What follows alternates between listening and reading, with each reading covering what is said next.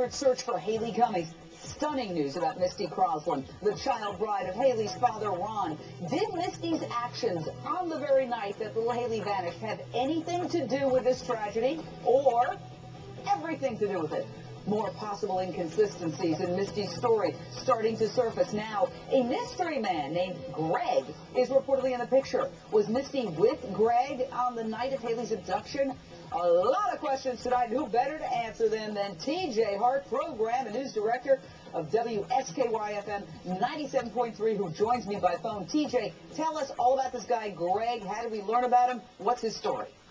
Well, Greg is a person who came up in conversation with an interview I conducted with William Cobra Stubbs, who's a bondsman/bounty hunter investigating the case he claims on his own in the Satsuma area in the search for Haley Cummings. And he told me that in a conversation with Ronald on a night that they were to reenact the evening of the disappearance of the young girl, that he had known that Misty perhaps had shared company with a young man named Greg, and that she had possibly been with him a week before the disappearance, and possibly again the night of the disappearance.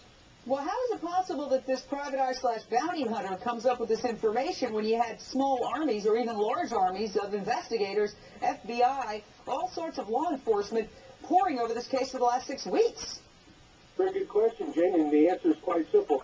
The private investigator is not bound by the U.S. Constitution, nor is it bound by any other laws that protect privacy that also govern our police and investigative units throughout the United States, all the way down to your hometown.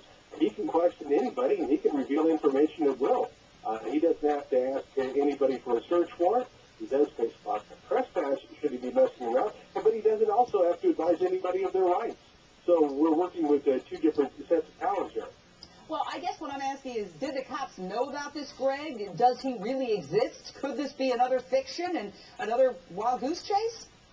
Actually, we have it confirmed through the Putnam County Sheriff's Office that contact had been made with this young man named Greg, but they're not going any further in saying anything about this other than it is an ongoing investigation.